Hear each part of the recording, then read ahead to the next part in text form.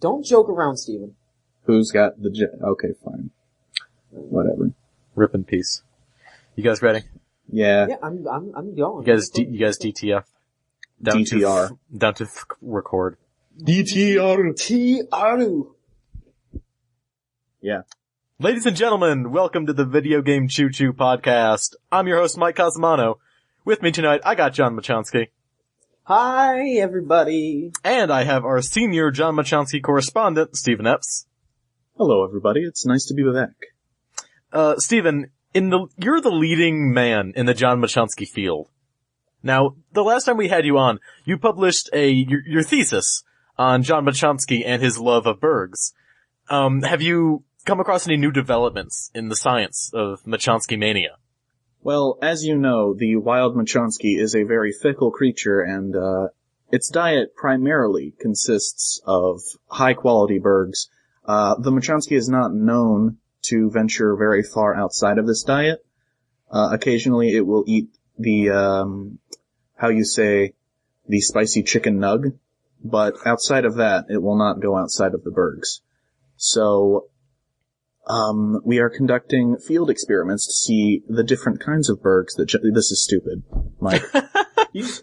Steven, you're throwing down some goofs, but you're also being very, very accurate, so... You see, the thing is that I could have kept that going for as long as I needed to, but I know that Mike would not have stopped me. No, I wouldn't. I would have just gone on and on about, like, chicken nuggets and burgers, and, like, Mike would have just been like, oh yeah, no, go and continue, and, like, John would sink into his seat. Like, how the fuck does he know all of this? It's because I've been there, my friend. I should tell the story of why Mike brought up burgers. No, please, yeah, it's fantastic. The Goosebumps burger. So I'm cleaning out a room in my house with my family, and I look over to my brother's room, and he has a little, like, table in his room that he just puts stuff on. I look into it while I'm passing by it, and there's a burger sitting there. I'm like, dude, where'd you get that burger from? And my brother looks over, and his eyes are wide as dinner plates going, I have no idea where that burger came from. There's just a burger out of nowhere on my brother's table. So we split it and ate it, and I'm pretty sure that I am cursed now, and this will probably be my last podcast because I'm going to die, I'm going to get dragged to hell, I'm going to get haunted, I don't know, but something's going to happen. This dumb motherfucker found a burger just sitting on his brother's desk, and his brother a naturally occurring bird. A naturally occurring Burg just sprung up out of his brother's desk, and the two of them looked at this burger and said, I have no idea where this came from, but we're going to split it and eat it.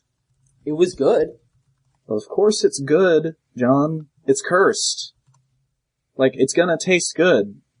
More things should be cursed. I could probably fight off a ghost or two just to, like, have a tasty meal all the time. You know where that burger came from is probably your brother went down to, like, the mysterious voodoo shop that just opened today. And he walked in and he picked it up and he said, how much for this burger? And the man behind the counter, who looked suspiciously like the devil, looked at him and said, oh, it's free for now. You don't have to pay a thing right now.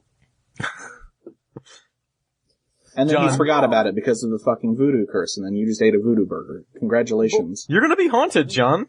The Wyatt family You're gonna be haunted by the hallways in this tiny room. The echoes there of me and you, the voices that are carrying this tune. Ba-da-ba-ba. John Machonsky, do you feel a beard growing? No. Because I think the Wyatts are going to come for you now. I don't think I'm going to have to worry about that for a while. WrestleMania is this weekend. They're busy in Louisiana. Maybe afterwards they'll come and kidnap me. But hey, then I'll be a wrestler. So again, I don't see a problem. You'll be laying in your bed tonight. You'll think I'm completely safe. And then out of the corner of your ear, you're going to hear, we're here. And then you're fucking Wyatt. It'll be like a horror movie trailer where, like, you think everything's good, and then you see something out of the corner of your eye, and then you go to investigate it. And it turns out there's nothing there, but then you turn back around to where you were before, and there's a spooky ghost. Exactly. I'm telling you, I could handle all of these things. I'm not scared. I ate this delicious burger, and I'm going to fight all of these monsters, and I'm going to join the Wyatt family. And you're gonna lose. John Machonsky is prepared for the consequences of the Phantom Burg. Exactly. I am so prepared for this. I am not afraid one bit. Send more phantom burgers. Send more monsters. I will kick their asses. I am ready. John, you're powerful. Thank you. You are powerful. We need to get like a little piece of the Kill la Kill soundtrack to play behind that one. Like this, like Satsuki's theme. Dude, I will not lose my way. In fact, I will find a new, more strong path. And that path will be filled with delicious sandwiches and multiple ghosts that are destroyed. John Machansky. John will not be obstructed by ghosts in human clothing. Human was not meant to be ruled by Burgs. Don't lose your ketchup, I guess. Don't lose your taste in Burgs. I gotta find out where this bird came from. Yeah, that's what it is. Ryuko's just going around like, where'd this burger come from? You're gonna wake up Instead of tomorrow like a morning scissor blade, you just have a big like plastic knife from McDonald's. You're gonna wake up tomorrow morning, you're gonna have like Senketsu on you, but he's gonna be like a fucking apron. No, I'm gonna look down, I'm gonna be wearing like a Ronald McDonald outfit, and that'll be where I derive my power. A Ronald McDonald outfit with like an eye patch on one half of it. Machansky-chan, you need to really wear me.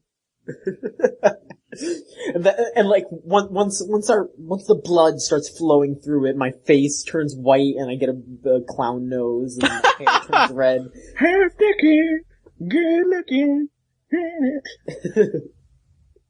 What would like the nudist beach in this scenario be? The Hamburglers? The vegetarians. No, all the Dollar Menu Brigade. And like the Elite Four would be like fucking Grimace and the Bird. The Fry Guys would be the 1-stars. Gamma Grimace.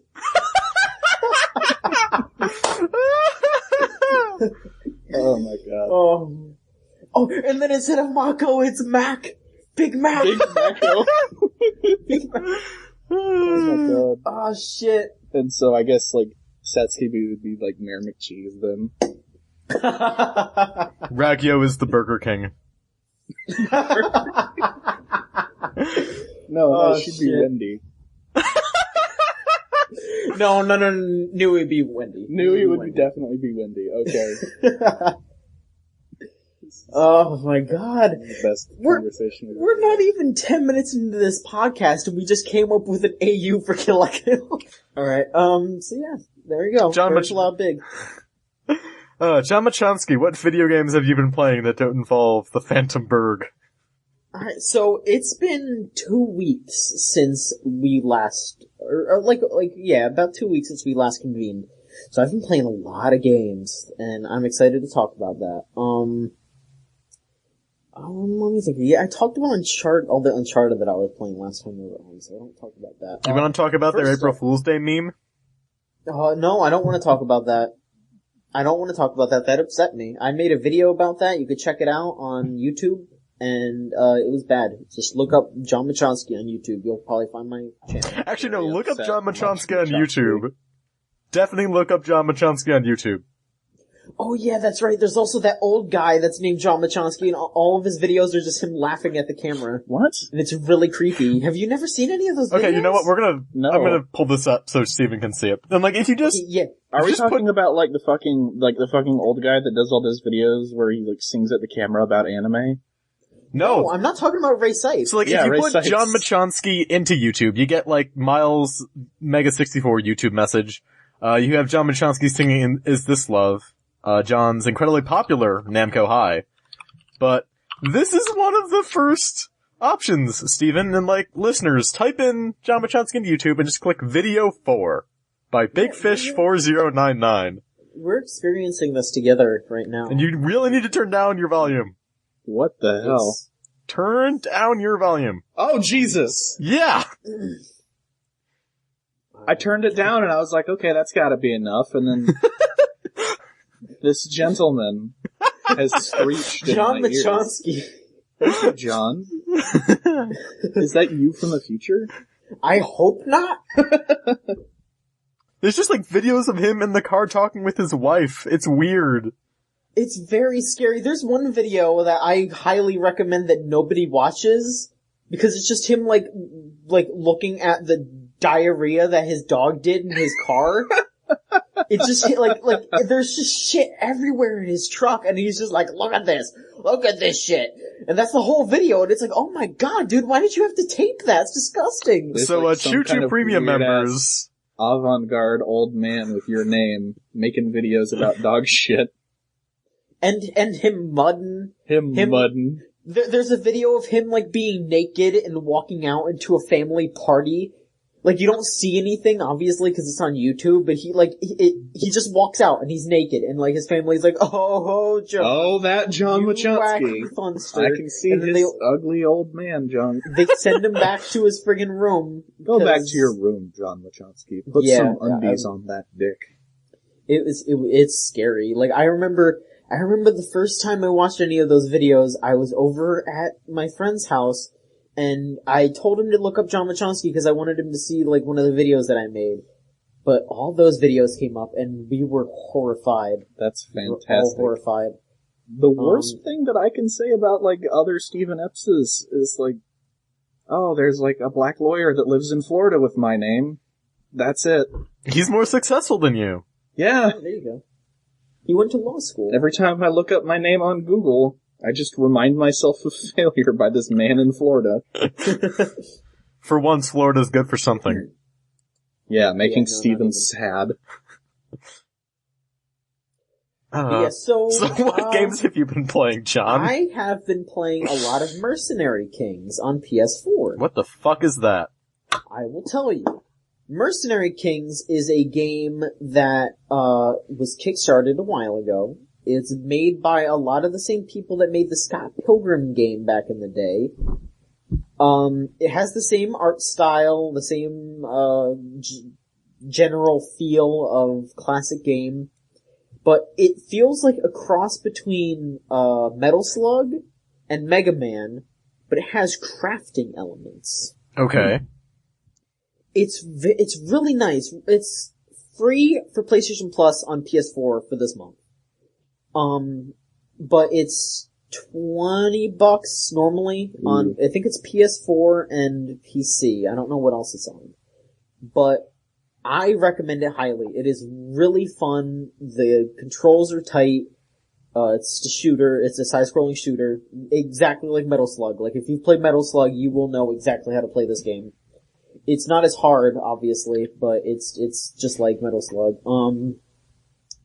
But the crafting elements are, when you kill an enemy, there's a chance that they drop items, like, just like cloth or brass, and you can bring that to there's a multitude of characters that are at your base camp, and you can bring these items to the characters in the base camp, and you spend money and items to craft gun parts, or new clothes, or upgrade the camp, or armor. There's just anything you could think of that could apply to a game like this, you can craft with things that you find in the world. You can also hunt animals around the, you can hunt animals and you can use their meat to boost your health. You can craft, mods or bionic parts to upgrade yourself even more.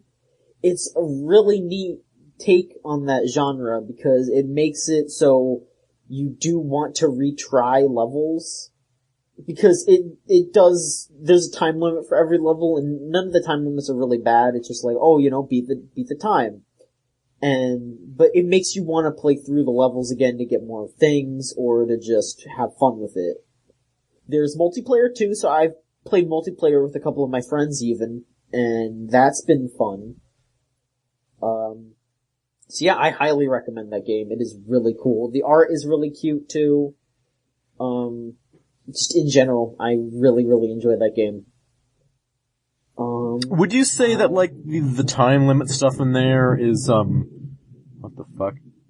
Would you say the time limit stuff in there is a way to make that game feel longer?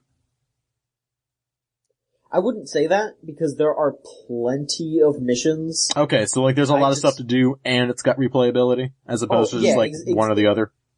Yeah, it's more just like, you want to try to beat the time, but there is still a time limit, but most of the time limits are way more than you need. Like, they'll give you 20 minutes to finish a mission, and you can finish it in, like, 3. Okay, so I've heard the game compared to Monster Hunter, in a sense, and the way that you're describing it does sound pretty close to Monster Hunter. Cause, like, the way that you, get resources from killing enemies and how, like, you have different missions, and how it gives you way too much time. I suppose. So, I mean, like I said, like, people who play Monster Hunter have compared it to Monster Hunter, so I would not know. Sure. I guess you could just say that it's a crafting elements like Monster Hunter. But yeah, the gameplay is just Metal Slug, but there's platforming aspects that are similar to Mega Man in a sense. They make a lot of references to Mega Man in the game. It's like I know that love letters to classic games are getting old, you know, it's just like, oh, here's another reference to this stuff. Oh yeah, but... Oh man, Shovel Knight, Jesus. Yeah, no, this feels like... Or you cut me that way. This feels like the next logical step from Metal Slug, instead of just a parody or a, you know, tribute to Metal Slug. It feels like an evolution, so I really appreciate that. Do you feel that it takes full advantage of the PS4's hardware? I guess. I mean, it looks really pretty. It's all pixely, but it looks really nice. That was mostly a joke. Oh, okay. But yeah, it runs perfectly fine, and it uses the middle button. That's what you press to look at your map. So I see. I've been seeing a lot of developers use the middle button to look at your map. Like the middle button as in like the touch screen that you can click? You're just kind of using it as a really big start button? Yeah. That's really funny, actually. I mean, like, they still use the options button for a normal pause button, but yeah, you use that for the map. You both own PS4s, right? Yeah. Yeah. Have you ever played a game that actually made, like, use of the touchscreen on the DualShock 4? Yeah, Infamous does that, but I'll talk about that when I get to talk about Infamous.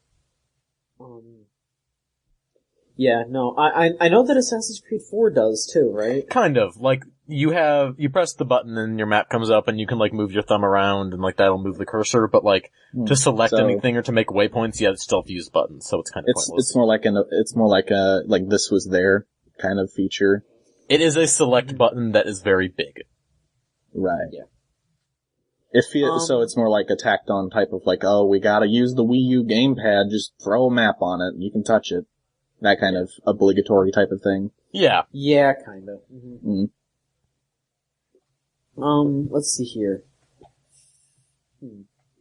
Okay, so, other than that, I've been playing some GameCube games. Hell yeah, you have.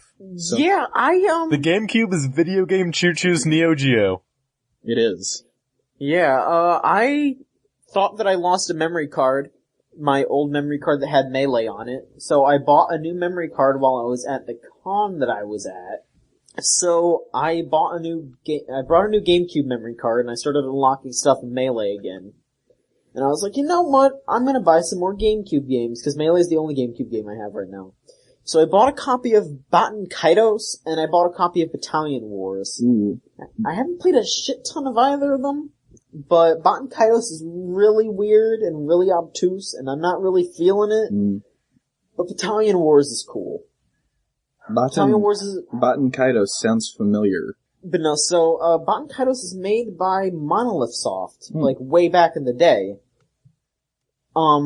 Which are the people that made, Xenoblade. Right. So, it's a strange game. Because... it's a card battler, but it's not like Sticker Star or anything like that where you have to collect the cards and then you have to buy new ones. You don't run out. Oh, wait, card battler? Yeah. Oh lord, I should have asked. Every time you get on a card game, you're in there for 20 fucking minutes.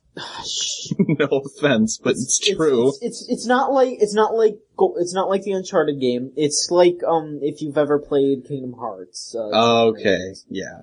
But it has infinite, like, instead of using a card and it going away, it just goes to the back of the deck and it shuffles every time you start a match. Okay. But there's just weird mechanics for everything that you do.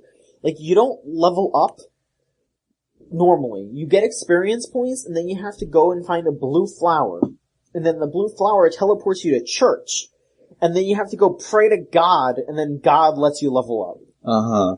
What the fuck? Yeah. There are, like, the GameCube gen has a lot of games that do a lot of weird things that just don't make sense.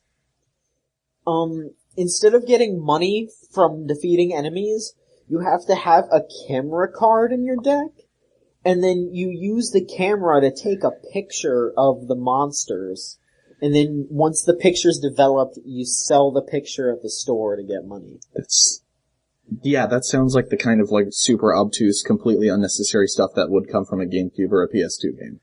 Yeah, it's really dumb. And like I said, that's kind of why I'm not feeling it, because the gameplay isn't that bad, like, the card battling isn't awful, and it's, for a card battling game, it's pretty advanced, because it lets you combo cards into each other, and it lets you use defense cards, and it's not bad, but it's just all these other, like, little obtuse things. And then I already don't really like RPGs that are set in, like, medieval-esque eras, just because it's so cliche. Oh, your character woke up in an inn, now he has to go find where he is, and it's shit like that just bores me so much. Like, that's why I like JRPGs more that are weirder, or just different stuff happens other than the same shit every time. I don't recommend Bravely Default then, because that is exactly how that game starts. Yeah. I mean, I can get past it if it moves on from the way it begins, but I'm just not seeing this game moving on from that. Right. So then Battalion Wars is a third-person shooter that exists in the Advanced Wars series, or, like, universe. And it's okay. I don't like how it kind of has tank controls, but, like, for the player characters, but it's not awful. And it's kind of interesting playing a third-person shooter on a Nintendo console. And it's alright. There's nothing really to talk about with it. It's just like a third-person shooter. You can call enemies to, or you can call characters that are on your side to follow you, and they can go with you, because you're in the army, so you have squad mates. And you can drive vehicles. It's really basic, but it's an alright game. So yeah, that's, I'm trying to think. I don't think I got a code for this game called Absolute Sunlight, and oh my god. Yeah, you don't have to talk about this if you don't want to. That already sounds kind of bad. No, I'm gonna talk about it because it's not just, like, okay. It's a game where you play as a suicidal man, and you're supposed to play through, like, days in his life to try to, like, make sure that he doesn't kill himself. And it's not, like, a jokey game. It's, like, supposed to be set up seriously. But it's made in RPG Maker, and there's, like, nothing interactive about it. It's, like, you click on an object, and then he talks, he like, has an inner monologue about either how this is or how he wishes it was. Like, you find an e-reader next to his desk that's covered with dust, and he talks about how, oh, I bought this 3 years ago and it's out of date now because I bought it when I wanted to write a book, and immediately I lost interest. It sounds deep. It's like, it is kind of just up its own ass. I appreciate games that talk about things like that, and I feel for someone who, I have had times where I have felt like that, but I just feel like this game is kind of just a really strange and up its own ass way to do it. Like, the game literally starts out with the guy monologuing about how he's like, oh, well, I could kill myself, or I could just jerk off again, cause, jerking off feels good. And it's like, I don't really like how it does what it does, and yeah, it's just... You don't have to worry about that. You're allowed to dislike games that handle subjects like that. No. Yeah. I absolutely know that. I'm just saying I just wanted to say that, I just don't want to, I don't want to, like, I'm just trying to... You don't want to sound like me. Yeah, I'm trying to sound... Yeah, you said yeah. I didn't mean that, but no, like, it's just for the audience, I wanted to make sure that they knew that I'm just not shitting on it for that, because I think it is important for games that are well made to come out and talk about that stuff. You think it's important that the game should be well made in the first place? Exactly. This just isn't really a great way to do this. You think it's, if I may put words in your mouth, you think it might be, harmful to the medium? Or to, like, the source material, the subject matter? I wouldn't say that because Because it might cause the audience to look at that and say, oh, they might see a different product that might have done it well, and then they might think, oh, it's just like that pretentious Eternal Sunshine whatever game. What was the game called? Absolute Sunlight. That was close. I don't know. I didn't necessarily appreciate how that game did what it did. Yeah. Why can't more games just be like Gone Home and do it well? Yeah. Let me link here. I mean, since it's been 2 weeks, we weren't really able to do a podcast about, I didn't talk on the podcast about Ground Zeroes, but I feel like my article says what I wanted to say, and I don't know, I'm kind of just done talking about it, so yeah. I'll go look on Chooch Crew and read my article, and, you know, it's been a while, so I don't want to keep bringing it up, but yeah, I just wanted to plug that real quick. Yeah, I think it's actually a good thing that we kind of have like this big split between when the Ground Zeroes thing happened and when we're actually here all to talk about it. Yeah. Yeah. Because we didn't have our podcast where we had our knee-jerk reactions. And I think that if we all got together and had our knee-jerk reactions like hashed out in a podcast, we might have like stuck to them a little bit more and not thought about it more. Yeah, I mean, I thought about it a lot more, and it's just like, there's a lot of shitty things in that game, but I don't know. We've all made it clear on our respective social media sites how we feel about the game. That I think we've all more or less come to the consensus that, like, it's okay that Kojima might want to try to tackle mature subject matter like that, but Metal Gear is not the place for it. Exactly. And he's also ridiculously terrible at it. Yeah, the handling of it in Metal Gear was also very poor. But yeah, I can't help but feel that might not have been his fault. I feel like that might have been more of the fault of the voice actor that he hired to do Skullface's voice.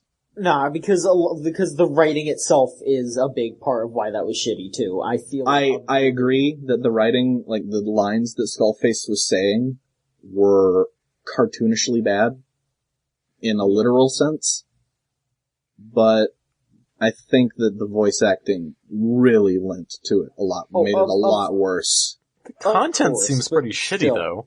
Yeah, the content is shitty, but I think it's supposed to be because, like, this game is a very obvious, like, look at Gitmo. This happens at Gitmo. This is something that happens there. But I don't think that really matters. I agree with you two, though, that Kojima is not the right person to do it. But I'm glad that we had the time to all each come to this conclusion instead of just having our knee-jerk Kojima's a scumbag, fuck him reaction. I don't know that I'm that far from that reaction. You know... Like, you guys probably are because you've played the game. Or I mean, I can't speak for John, but like, me, no. It's shitty, and that he handled it in a shitty way, and like, looking at Quiet and look at the things he said about that character, I'm really worried Phantom Pain is going to be even shittier. I'm kind of split where I really, really enjoy the rest of what Metal Gear is, and I just really don't like what Ground Zeroes did because it was just like, yeah, I agree with Mike that the content was so bad, and it's just... I don't disagree. I think that the content is, like, Kojima is not the right person to be doing this at all, and even if he were to try it in a serious fashion, Metal Gear would not be the series for it. Because Metal Gear is an inherently ridiculous series. Yeah. So, we were all kind of like wibbly on it. I've purchased the Phantom Pain. It's like in the mail, or not the Phantom Pain, Ground Zeroes. It's in the mail. I'm gonna play it in like 2 days. But, I don't know how I feel about the Phantom Pain as a whole. I'm incredibly worried about it, and I probably won't be. Excuse him while I have a knock at my door. You want us to knock on his door. Mm. But yeah, no. So just for my opinions anyway, I wrote that article, and you and I agree a lot about that. Yeah. Did I talk about my Witch in the 100 Night review? You certainly did. Okay. You talked about that. Okay. That was fucking gross. Yeah, that was bad. Like, I read the part that set you off in that, and I was just, wow, they wrote that in there. Yep. And I read a couple of other reviews, and, like, that was what was like, because other reviews were mentioning, like, that very specific part. Was like, these jokes are really bad, and the game isn't very good, so, Yeah, it was really, like, it was just everything about that game was really phoned in, and I could not stand it. Like, that game's gross. Yeah. Like, the content in Ground Zeroes is gross, but that game is gross. Like, I don't know, like, yeah, I think Ground Zeroes' content is on another level of shittiness, but it's like... It's on a different level of shittiness. It's on a different level, because it's like, yeah, Kojima was trying to go edgy, but, I don't know. I think it's more like the intentions behind it. Yeah. Because Kojima's like, Kojima doesn't... trying. He's trying to tell a serious story, he's just not capable of it. Yeah, he's fucking up real bad, but it's just like... There's a sincerity in his attempt that makes me not resent him for trying to tackle the material. And then Witch in the 100 Nights is just fucking awful. Witch in the 100 Nights fucking gross. Yeah. David Cage. I'm not a fan of him either. He is very much guilty of not having a sincere intention whenever he would address said subject matters. Don't play Beyond Two Souls. That game's fucked up. Mm-hmm. Alright, Okay, I'm back. Hey, Mike, we were just talking about how Beyond Two Souls is a fucking terrible game. Probably. I haven't played it. I haven't either, but I watch it on YouTube, and that's all you need to know that game is a piece of shit. Well, I'm done talking about the games that I played. I can't think of anything else that I've played, so... Baton pass off to me then, I suppose. Steven, you bought a PS4! I did, actually. Just earlier today I bought a PS4. I ordered it on Amazon, so it'll be here on Saturday. But, yeah, I finally bit the bullet on that. What was the motivator? I was actually always intending to buy the PS4 when I got a little bit more money in my pocket. Which was this month, so there you go. Great. Yeah, like I bought a physical copy of, Ground Zeroes along with it, so that's probably gonna be the first thing that I pop in, but I wanted to wait until, like, I had accumulated enough PlayStation Plus games for me to be able to, like, okay, when I get tired of Ground Zeroes, I will have other stuff to fall back on. So, yeah. Yep. Like, Don't Starve with that, and Resogun, and, Outlast, which I think is supposed to be really good. I don't think they're all forever free games. Well, they're forever free games if you have PlayStation Plus and you registered them, and I did. Yeah, then you should be like, fine. I did the thing with the PlayStation Store where you just, like, register it through your browser. So I should still have Outlast. I got the others. Yeah, as soon as I learned about, like, that trick, then that was, like, immediately what I did. But, yeah, I got a PS4. It was step into the next generation. Finally, a good DualShock controller. You know what, I don't dislike the DualShock 3. Or the DualShock 4 2. shits all over it. No doubt in my mind that the DualShock 4 shits all over everything, but I'm in the boat that I liked the DualShock 2 and 3. What else? Main thing that I've been playing the past 2 weeks is I've been playing a shit ton of Donkey Kong Country Tropical Freeze. Did it warm your frozen heart? Please don't say that ever again. Did it warm your frozen heart? I will sue you. You'll get lawyer Steven to sue me. I'll get Florida lawyer Steven to sue the hell out of you. That game is really, really good. Aside from its incredibly problematic loading times, from the Wii U's menu, once you press the icon and confirm that you want to play the game, it takes 2 minutes to get into a level. That's not great. And that is, no, that's not great at all. Thankfully, once you get past that initial 2 minutes, the loading times between stages are 10 seconds tops, so it's not that bad. That game, if you really like platformers, that game is friggin' incredible. And the music in it, stellar. It's the first platformer that I've played in a really long time, especially on a Nintendo console, where finishing the level actually felt like something of an accomplishment.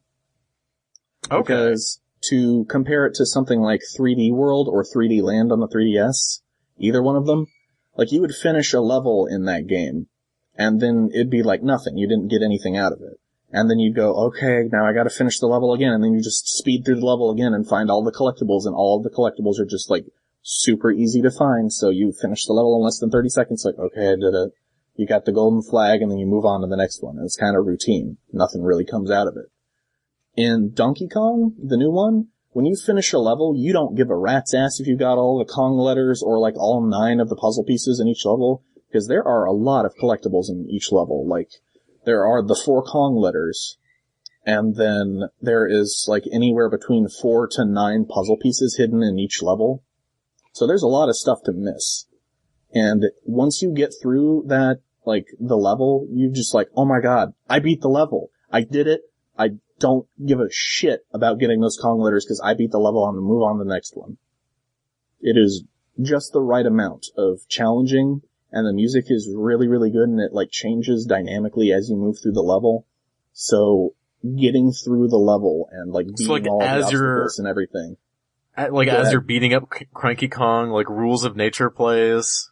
It's actually, kind of comparable to how the music is handled in Revengeance. Not as ridiculous as that, but, as you pass through the level, instruments will change, and, it'll change the way that the song is progressing, depending on, the visuals of the level, what you're seeing, if there are buzzsaws on the level, it'll, incorporate instruments to match that. If you go underwater, the music will change to something that suits that more. And there is a lot of music in that game, composed by the person that did the original music for Donkey Kong Country on the SNES. And it is fantastic music, so everything about that game makes you want to finish the level and move on to the next one, because it feels so good to finish a level, and it feels so good to just be okay, finally, I beat the level, go on. And no platformer has really done that for me in a while.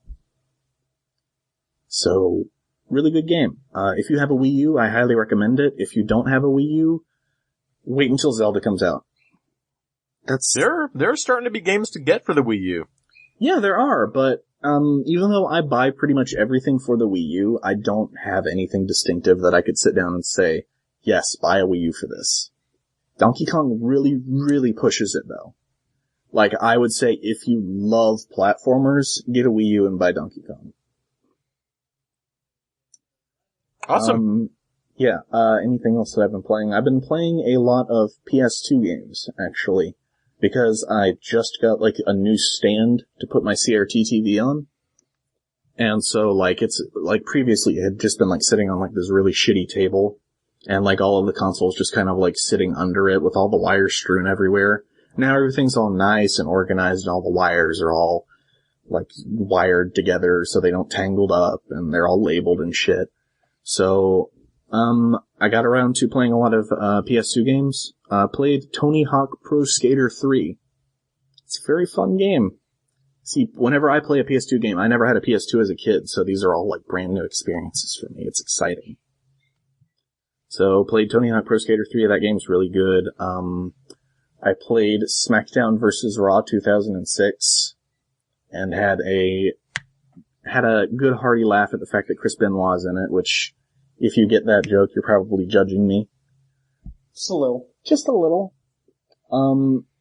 I put in Spider-Man 2 and then didn't play it, and I feel bad. I feel like a moron.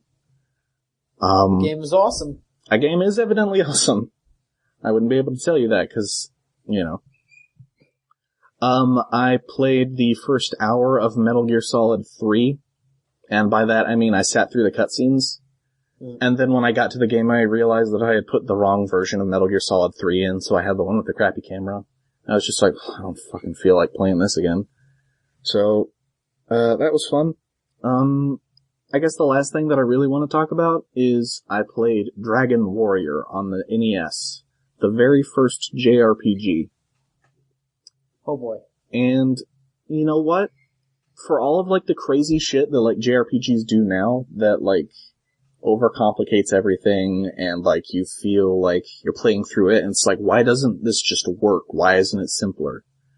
The Dragon Warrior, the very first JRPG, is incredibly simple. And it's very refreshing to just kind of go back to this game and just be like, okay, you fight the monsters, you get the experience, you go back to the king, and the king, like, saves your game. And, like, there's, like, one weapon that you can choose, and it's just like, there are incrementally better weapons that just cost more money. Just like, oh, this is quite nice. I wish JRPGs didn't get ridiculous like they have now. Yeah, that's about it for me. Anyway. Donkey Kong, good game. Buy it, if you have a Wii U. Alright. Highly recommended then, you say?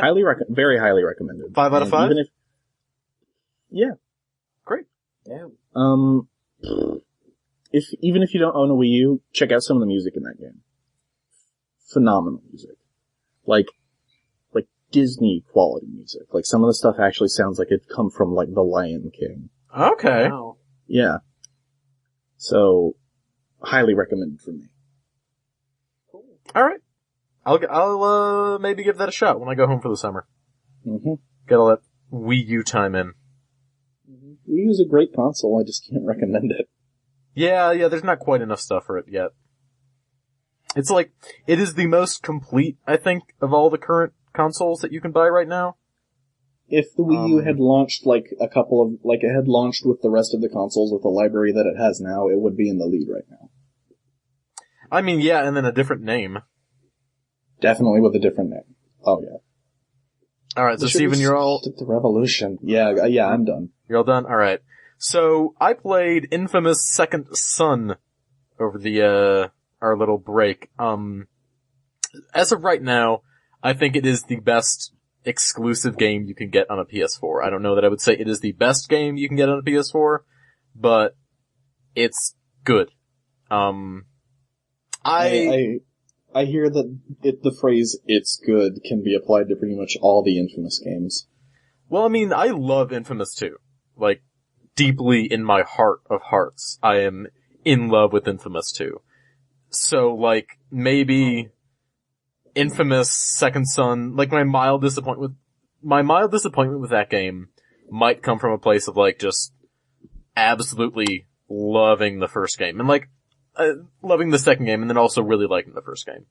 I think, like, I need to spend more time with it before I make a final judgment, but I think it's the second best Infamous game. I think it's better than the first on many levels, but it doesn't quite have the same,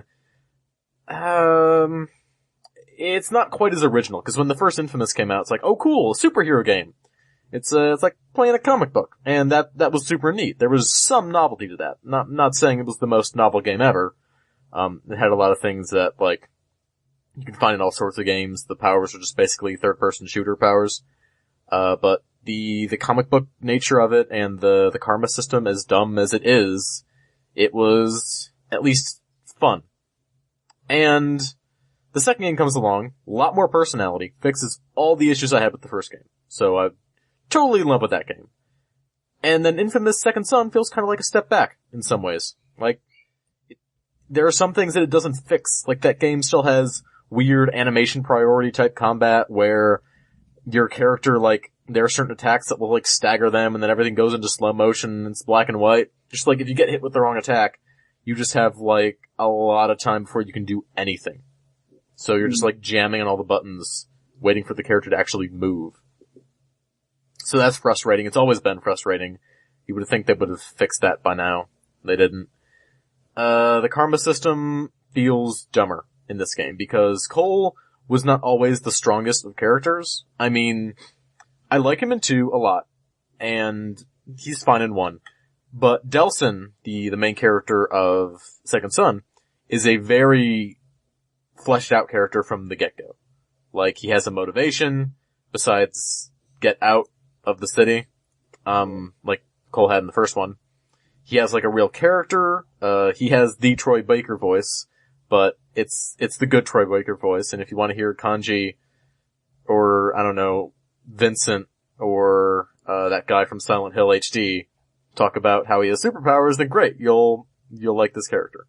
And his emotional arc with his brother is super interesting as well, because this is a future where, you know, these superpowered people, they're not liked by the public.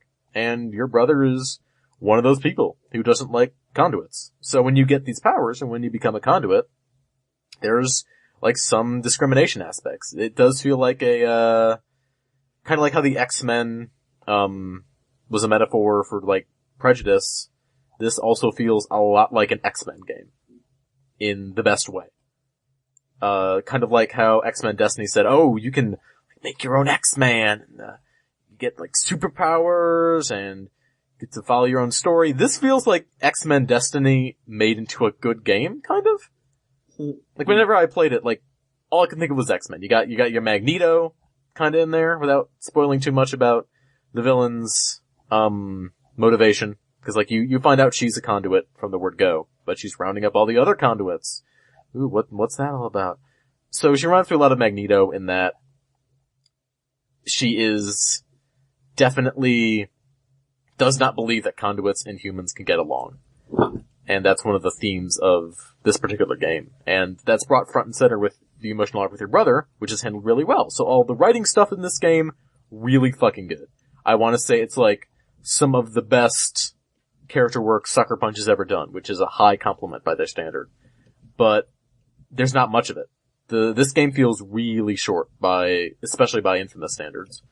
And the side stuff isn't really worth doing most of the time. It's just scavenger hunts. You look around for the hidden camera, you look around for the audio logs, you look around for the guy in the crowd you have to find. You got this picture of this guy you have to go shoot. And that stuff's fine, but when it's all there is, it just gets kind of boring, especially when there's no flavor. Like, characters don't call you up and say, hey, this is what's going on here, and this is what you need to do. So, that stuff is what really set the side missions in Infamous 1 and 2 apart. Because there was a lot of repetition there too, like clean out this thing full of bad guys, but, you know, they had some flavor to it, some little writing bits that made it a bit more entertaining. But there's nothing like that in Second Son, so you're just like doing this stuff for the sake of it. I think it took me about like 7 hours to complete the storyline, and then, like 12, 11 hours to do all the content. And that's not bad, that's not bad at all, but when the side content isn't really entirely worth doing all the time, then there's really no point to having an open world. And the open world also doesn't quite feel as interesting as New Marais, even or as Empire City, because Empire City felt like this post-apocalyptic wasteland. And John, I don't know how you feel about that, because you haven't really gotten into Infamous 2 so much, but I'm like halfway through it, I think. So like, would you say those two cities have some personality to them? The second one definitely. Yeah. And then in Second Son, it's just Seattle. You just have Seattle. And then you can't climb to the top of the Space Needle more than once. Which is fucking bullshit. So Infamous Second Son, it's okay. I wouldn't say okay. I gave it a 4. You can read my review now on the site. And I think it's a good game. But like, if you are way into Infamous like I am, you might be super disappointed. Because, like, if you go back and read my most anticipated 2014 games, that was at the top of my list. So, maybe this does come from a place of like, deep love for this series, and regular people who haven't really played it or have a PS4 looking to play something on their PS4, they might really dig it. Like, if you've never played an Infamous game, this is totally fine. It's the place to start. I haven't really gotten to mess around with the paper trail stuff all that much. The ARG stuff they're doing over the next 5 weeks. I did the first mission, and then the website was down. So I'll try and check back in later with that. I also got all the trophies in it because it's on one of the few games I have for my PS4 that isn't broken. or Assassin's Creed 4. I might have to check that out then. I was actually going to ask you, like, if that game was worth buying if you've never played an Infamous game, but... Oh yeah, for sure. Like, okay. Like, they even do a pretty good job of just, like, explaining the story, from the other games. Like, So, you can, like, jump in then. Oh yeah, for sure. Like, I've heard some people compare it to, like, a soft reboot, and I don't think that's entirely true. Like, this game it's just more like a side story. Kind of, yeah. Independent from the other two, in a sense. Yes, definitely. Like, okay. I think it's fair to say that, like, do any of you care about spoilers for the end of Infamous 2? Cause, like, this game I might play it. I don't know. Cause, like, this game is kind of hinged around the idea of what happened in Infamous 2. Mm-hmm. So, like, short version, spoilers if you care about Infamous 2 in 2014. The main character dies and basically he thinks he kills all the superpowered people, which is how he stopped this plague and this, like, demonic thing. It was a whole mess. But apparently he didn't kill all the conduits. He just, like, made people more aware of them. I don't know. Mm-hmm. It's confusing.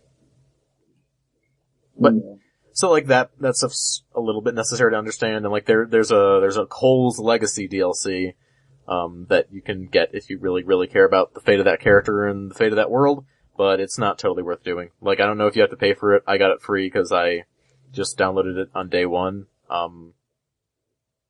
If you have to pay for it and you don't absolutely care about that universe, don't bother. Cause it's not that great. But the paper trail stuff seems neat, and all the powers are cool. It's still really fun to play.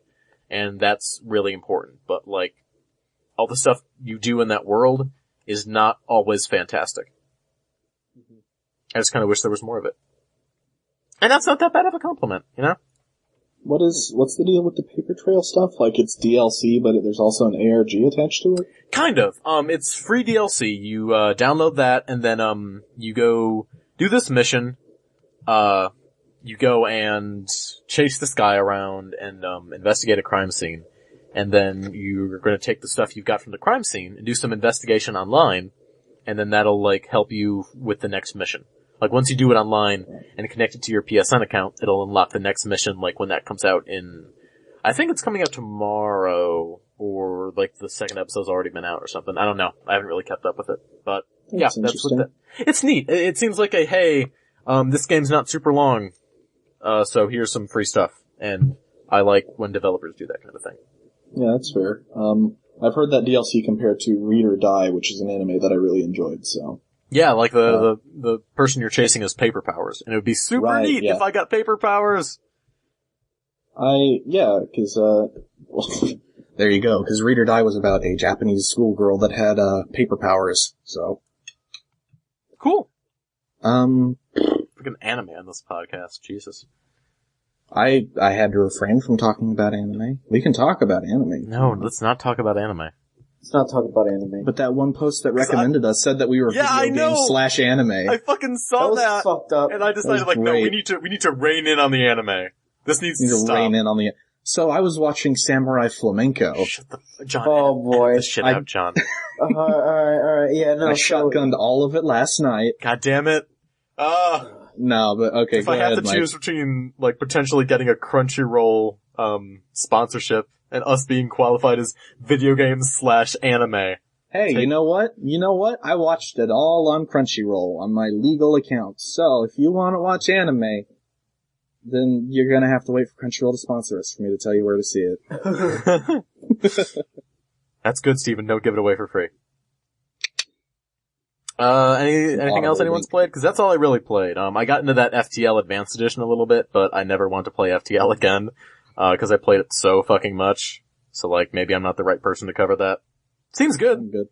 Like, that game's still fucking fantastic, but I've played so much FTL, you guys. I played more Hatsune Miku on my PlayStation Vita. I have a sickness. Oh, guys. Yeah. Okay, I'm sorry to interrupt, but just breaking news that I am so happy about right now.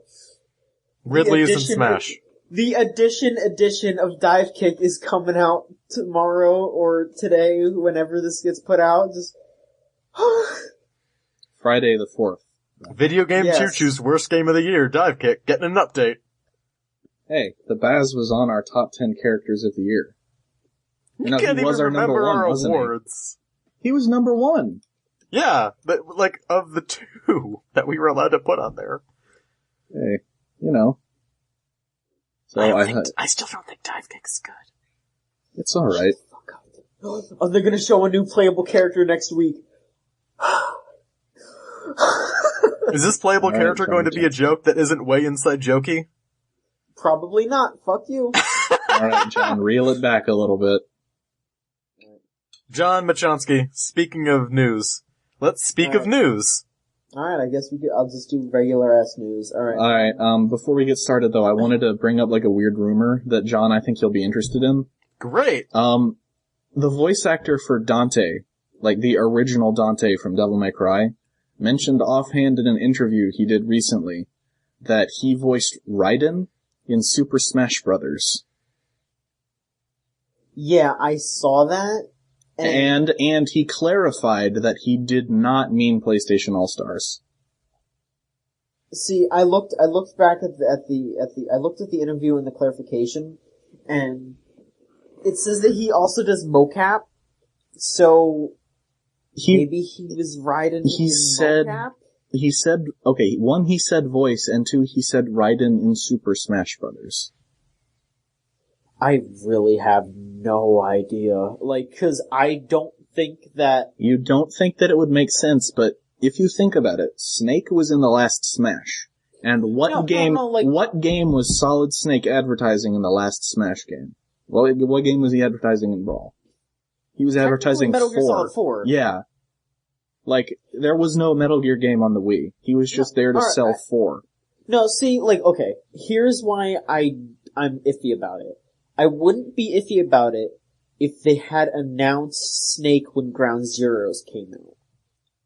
I don't think like that would have been a wise idea. But the thing is that they announced Sonic when Lost Worlds came out. Like, that's when they announced Sonic. Maybe they're like waiting to like announce a port of Revengeance to the Wii U. I don't know. That's the weird thing is that I don't see that happening. Like, why would they do that? I imagine that would be fucking sick. Could you imagine doing Zendatsus with like the gamepad? I mean, that would be pretty sick. You know, I was gonna say, why would it take them so long to do that? But then it's like, because they would have to port the Zendatsu to this gamepad. God, what the fuck? I know, you guys, right? I will buy the new Smash Brothers if the fucking Metal Gear Revengeance soundtrack is in there. Yes, I would do. I would too. Dude, no, if they have Revengeance music in Smash Bros, I think that would be the best game ever made. Holy shit. What the fuck does this mean though? Like, I'm really confused. This is I just can't imagine like the day that like announcement goes down on Miiverse. It's like, hey, so today weird, like, it's Raiden. And like, why are they getting someone different to play him in Smash Bros? Like, Quentin Flynn is right there. I don't know. And it's not like it's like a past or future version of Raiden, so... I think that's hilarious, though, that they're getting Dante to voice Raiden. I think it'd be even funnier if they got DMC Dante to voice Raiden. No, that's the even funnier part is that it's old Dante voicing what is essentially the new Dante, since new Dante is bad. Eat me ass. This is on some sort of new level. There has to be something wrong about this. It feels like there has to be something wrong about this, but the guy that, like, gave the information, it feels like that one time where the guy was like, hey, I did voice work for Danganronpa too, because he just didn't know. It's so weird. So, this dude just let on, it's like, hey, I voiced Raiden in Super Smash Brothers. Yeah, voice actors just, like, they don't always keep up with whatever projects they're doing, like what's been announced. Cause like, my Tai Chi instructor's a voice actor, and he just like, does a lot of contract work. Which is, again, one of the most LA things I've ever said. Yeah, really. The second most LA thing you're gonna hear on this podcast. Yeah, but no, I really have no idea what the fuck that's supposed to mean. I I wouldn't be adverse to Raiden being in the game. I mean, I'd be upset that it's not Quentin Flynn voice acting him. It's not like with Kiefer Sutherland where Kojima's trying to be more serious, so he's got a more serious actor. To be fair, how often do characters in Smash talk? Like, for extended periods of time? Well, not very, but it's still just gonna be weird. I don't know. Like, is this guy just gonna be doing like a really solid Quentin Flynn impersonation? And it's just gonna sound like Quentin Flynn grunting, but it's actually not, just because Quentin Flynn was asking for too much money? I don't know. That's so Yeah, he weird. wants too much money to do Raiden. I feel like it would make sense in a sense that, like, Kojima wants Snake to be back in the game, but given that, like, the last trailer that Snake was in depicted him shooting children in a cage and, like, ripping the guts out of another child, might not want Snake in that game, in the Nintendo game. So. It's so strange. It's so strange. I mean, Quentin Flynn voiced him in All-Stars, though, right? I don't know. I don't know anything about All-Stars, to tell you the truth. I think he did, which is... Not even the people really who worked on All-Stars know anything about All-Stars. That's true. The game's just not worth knowing about. They got, like, what's his name to be Nathan Drake? Like... Well, it's not hard to get him. Is Nathan Drake gonna be in the new Smash Brothers? I'd buy that. Why not? I'd fucking buy that. Yeah, Nintendo just fucking buys Uncharted. That's why all the people are leaving, like, Sony or Naughty Dog. They're all Jack just going Tretton to is Nintendo. going to head up the new Smash Brothers. That's why he left. Could you even imagine that? Just like Uncharted 4 exclusive to the Wii U. I'd buy the shit out of that. I would too. I was actually playing Uncharted like longer ago, and I was just thinking, it's like, this game is really nice. I wish that the Wii U had a series like this. Just games that come out for it. Yeah. But yeah, no, I don't know how to feel about that information, and we'll see. We'll see. We'll see if Raiden's in Smash. Yeah, alright. I mean, let's think about it, like, people were probably having this exact same conversation when there were rumors of Solid Snake being in Smash. No, cause Snake was... Alright. Like, you're thinking like, oh, maybe it was to advertise the Twin Snakes. But nobody liked the Twin Snakes, and that was on the GameCube anyway. Yeah, well, Snake was originally supposed to be in Melee. Cause what happened was, Kojima originally approached Sakurai to put him in Melee, but the game was too far along. So Sakurai said, if we make another one, we'll put Snake in it, and that's why Snake's in Brawl. But then here's the kicker, and here's why I have been holding on to this hope for so long, is because Suda51 did the exact same thing when Brawl was coming out for Travis Touchdown. Oh. So, I'm still holding on to some hope that Travis is gonna be in Smash 4. I don't think it's plausible, but it might happen. This Raiden thing is just so fucking weird. Like, the idea of Travis Touchdown being in Smash 4 is so out there that I'm like almost there with you and I want it to happen. I think it could work. I have this dream scenario trailer in my mind where basically what would happen it would be at the end of another trailer or something, to be a black screen, and then you would hear like Travis Touchdown's phone ringing, and then you'd pick it up and you'd hear Sylvia just be like, "Hello, Travis? I have a new mission for you." That's offensive, I'm offended. I do a good Sylvia impersonation. Shut your mouth. So, Travis would be like, "Yeah, alright, what is it?" And she'd be like, "Have you heard of these Super Smash Brothers?" And then he'd be like, "Oh man, I love Smash Bros. I love those games." And they would go on and on about it and like how he was in, but then she'd be like, "Oh, but Travis, one last thing. No swearing." And then it would he'd be like, "Oh, son of a," and then it would cut him off like right before he swore. And that would be just a good way to set it up so Travis can't swear. I would pay money to hear Travis say fudge heads. No, I would want like one of his taunts to be him like catching himself swearing or something, like. That would be pretty good. Cause he has air quotes here, respect for Smash Bros, so he would try to curb himself and like try not to do anything too crazy. I would prefer like Lego Movie swearing. I don't know, like either way I think it would be funny, but just... I actually had a bit of a dream trailer myself for Punished Snake getting in Brawl. Like, you know that part of, the part of the Phantom Pain Red Band trailer where all of the kids are in the cage and they hand Snake diamonds? Yeah. I was imagining that instead of kids, it would be Animal Crossing characters. Shut the fuck up. And they were all handing him bells. And he pushes them back into the cage and starts shooting them, and then it would say, Snake punishes the competition. A+. That's why I'm not allowed to work at Nintendo. Yeah, that's why. Don't tell me that would be fucking fantastic, though. It would be my game of the year. Just that trailer. Yeah. That trailer would be the game of the year. Fine. Snake fucking shooting Isabelle in the face and that splash screen punishes the competition. I can imagine it really vividly now. I've had that fucking image in my head since that Red Band trailer came out. That has been ingrained in my mind since that happened. Alright, so I'm trying to think of other Smash Bros. Rumors that have been going Chooch around. Chooch fans, please draw that for me. I have wanted to see that outside of my mind's eye for actually over a year. I mean, there's still that Palutena rumor. That I don't know how to feel about that.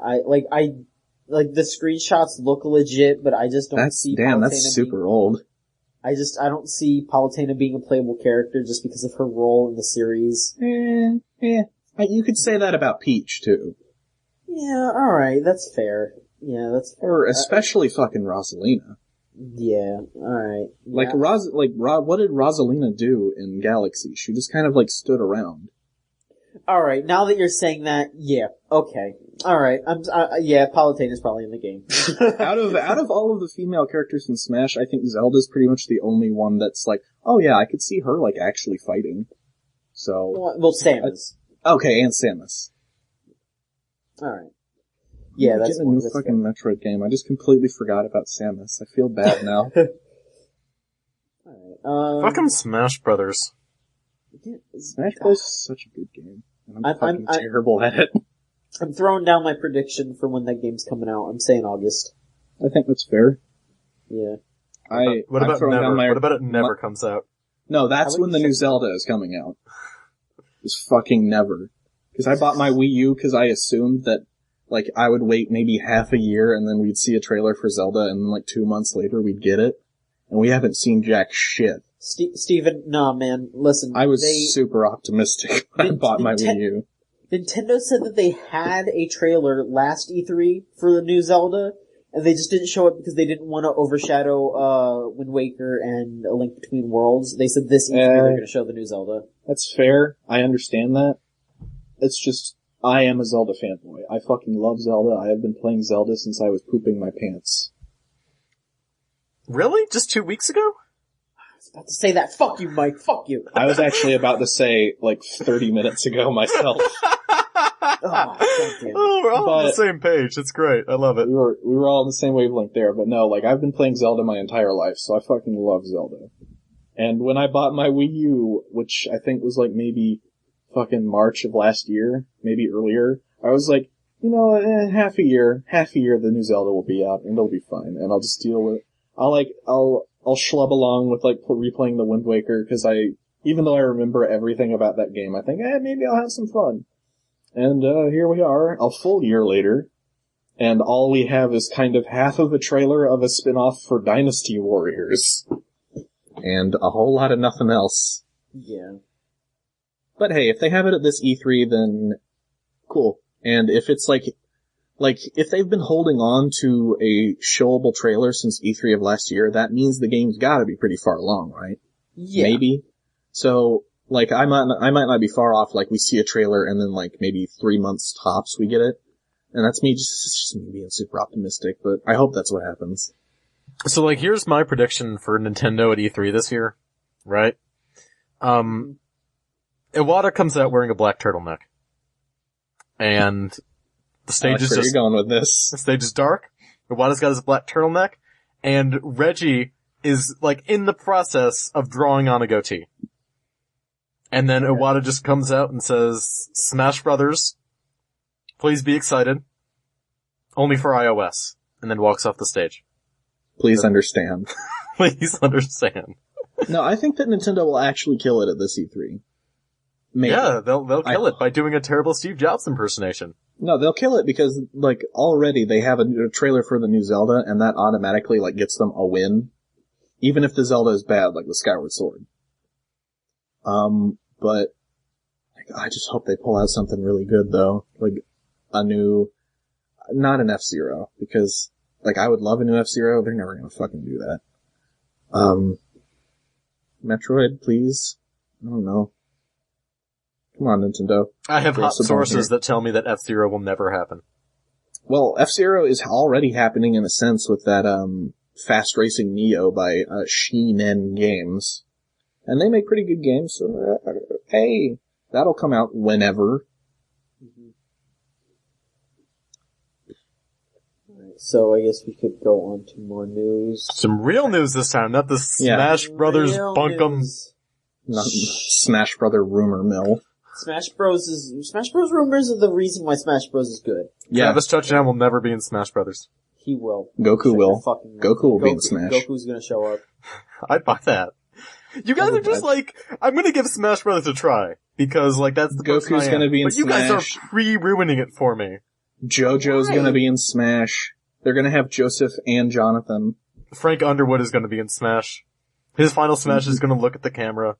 Monkey D. Luffy is going to be in Smash. And as a matter of fact, they're not even gonna ship Smash, they're just going to ship that J-Stars game and just call it Smash.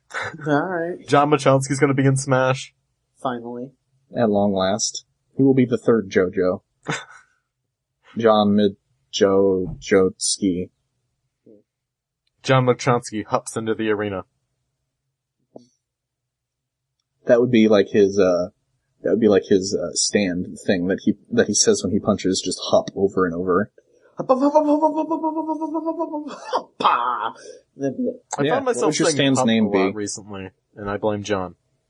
Oh, well, no, like, see, I wouldn't be John Machonsky in the JoJo world. I would be Huey Lewis, and my stand would be the news. Okay, that's fair. Yeah. Okay. A+ That was on that one. Rip in peace. I have always claimed the stand name Goodbye Horses for mine. That's a good stand name. I don't know what my name would be, though. So. John's Bizarre Machonsky. Yeah. JoJo's starting tomorrow, as of this recording. The anime. The anime always on this fucking podcast. I'm gonna make you watch JoJo, dude. I'm gonna watch it eventually. It's gonna be on Crunchyroll, which may or may not, it may or may not be on a website that doesn't sponsor us yet. It's a secret. So, this news. Actual news. Real news. Telltale is launching The Wolf Among Us next week, episode 3. Neat. Hopefully it's better than 2. Yeah. I still need to buy that game. It's called The Crooked Mile, and it's officially coming out, Tuesday, March 8th on PS3, Mac, and PC. Great. April 9th on PS3 in Europe and on 360 globally. Wait, March 8th or April 8th? April 8th. Okay. Did I say March? Yeah. Oh, sorry. Good job. The iOS version will be available shortly afterward that week. And then, I wonder how that game runs on iOS. I don't know. Probably very poorly. Probably. But yeah, that's when that's all coming out. Amy Hennig, who used to she the head writer or the head director of Uncharted? I think head writer, right? Yes. Okay. Head writer of the Uncharted series, left to go join EA's Visceral Games to work on a Star Wars game. The big rumor is that it's, that Star Wars 1313 is back on, and she's going to be working on that. Cool. Maybe. Yeah, I'm pretty excited about that if that's true, because 1313 sounded really neat, and... No, what Amy Hennig is gonna do is she's gonna, like, walk into the Dead Space 3 team's office and just slap everyone for Dead Space 3 and say, this is how you make an Uncharted game, and then make Dead Space 4. Maybe I'll buy that on a console, because I'm still not gonna install Origin. Man, Dead Space 3 was just not good. They really wanted to be Uncharted once they got in that snow planet. I think whenever a game wants to be Uncharted, that's when it kind of crashes and burns. And the only other example of that I have is Tomb Raider, so. So like Dead Space was Alien, Dead Space was Aliens, and then Dead Space 3 was Transmorphers. Transmorphers. Oh boy. Hey, that movie was decent until the audio completely desynced from it. Fucking Asylum. John, what else you got for news? The Amazon Fire was announced and released, 2 days ago. It's $100 and you can stream games to it, and you can also stream Netflix and Hulu and Amazon Plus video and all that jazz. You have to buy a $30-40 controller separately, but yeah, Amazon basically released a console. Sort of. It's an Android box. It's an Android box. It's similar to the Ouya, but it seems like it's going to be doing a lot better than the Ouya. Yeah, maybe. Like Hello, it's launching with Minecraft. It looks like it's made by a competent people, so controller looks okay. Yeah, I'm probably never gonna get one, but it's for older people who just want a nice set box that has everything they want to watch on Netflix and Hulu. Yeah. That seems like a good way to do it. Yeah, it looks like a decent little streaming box, and I mean if you're into having a streaming box and you don't play video games, in which case why are you listening to this show? Yeah, what are you doing? If you play video games and you want a little streaming box, get a Vita TV when that comes out here, if it comes out here. Mm-hmm. I don't foresee the Amazon Fire, is it? I don't foresee that going too far. I don't either, but I just think for what it is, I think it will be slightly successful, and I think Amazon will carve out its own little niche, and that's about it. We'll see, the real news will be if Amazon ever makes a proper console. I don't know. Do you think they will? Yeah, Raiden and Smash. Speaking of crazy things that happened, Adam Sessler left Revision 3. Damn. It sounded like he wanted to go into, games themselves, not just games media. That's what I took away from that. People are saying that he's going to go into consulting, so... Yeah. Sessler's a pretty bright guy, so... Yeah, I would definitely check out a game if it had, his name on it. So. Oh, for sure. Definitely. I think for, multiple reasons, because, you look at the old guard of, games journalists, and I think Adam is, one of the few that has, stuck around for a really long time and is just now getting over to the other side of it. Because, there are people who have done that, Rich Gallup or, Carrie Goose. They've definitely done that sort of thing, but Adam is still very prolific. You know? You know what I would like to see? I would like to see something Gunpoint-esque from Adam Sessler. I would like to see Gunpoint too, just in general. Adam can help make that. There you go. Yeah, just if Adam Sessler's making Gunpoint 2, then, whatever, this was a net gain. Yeah, alright. Ridley Scott and the director of Battlestar Galactica are making a new Halo digital project. Something. I never understood, why Microsoft's really going for, making Halo TV shows. I don't know if I speak for everybody with this, but, the story has never been... really like the lore. Yeah, I don't know. The story's never been that exciting for me for Halo games. I like a lot of, everyone the visual I know work. I like a lot of the visual work, and I think that the music is exceptional, but the story itself is just aliens. Religious aliens fight man in green suit. The people I know who really like Halo, really like the lore, but even the kind of, I don't want to say casual gamers, but people who just play Halo and Call of Duty, casual shooter gamers, I don't know. They're also way big into the lore. Okay. This may just be us. I really enjoyed ODST and Reach for their stories, but the lore wasn't amazing. It was the individual stories of the characters in that game were really good. Mm-hmm. My main problem with Halo 4 is that it got way into the lore without actually explaining it. Yeah. I never played Halo 4, so I don't know why I just agreed with you with that. Halo 4 is good. I like it. Reach was based on the book, obviously, and I thought it did a really good job of doing what it did. I tried to read a Halo book once, and I just... my eyes went cross-eyed, yeah. and I was just like, wow, I'm not gonna read this anymore. Persona 4 is coming out on PS3 as a PlayStation 2 classic on the 8th. That's cool. They said it was for $10. $10. That's a really good deal for one of the best games ever made. So, hey, I still need to play that. I own it twice. Yeah, you really should play that goddamn game. I know. Maybe I will. I'll play me some Scooby-Doo. For anyone else who hasn't played it, and if you got a PS3, go for it. I mean, Golden is a better option, but, it's cheaper. Yeah. $10 is $10. Yeah, exactly. Versus like 40. Amazon is starting to display Metacritic scores on video game listings. There are people really mad about that. I know that there are some people that are like super duper opposed to for Steam having like Metacritic scores too. It's not really that they're showing the Metacritic scores, it's more just like that Metacritic itself is kind of shitty just because Metacritic is, inherently flawed because they kind of because different websites use different scores on their... Well, that... Like a 3 out of 10 on our site means, the game's good, but like the way that Metacritic translates a 3 out of 10, they'll like interpret that as, they gave it a 60, and 60 doesn't look as good. Yeah. Yeah. So that's like a big problem, and then that translates over and then it shows up on the game's page. It shows up on the game's page and people look at it and say, this has a Metacritic of like a low 80. Ooh, don't know about that. Yeah, and people lose their jobs because of that. Well, I mean, that's not on Metacritic, that's on shitty publishers. Yeah, so it's this huge problem that isn't really gonna go away, it doesn't seem like, and it's upsetting, and this is just kind of reminding us of how fickle industry is. Yeah. PlayStation Plus this month.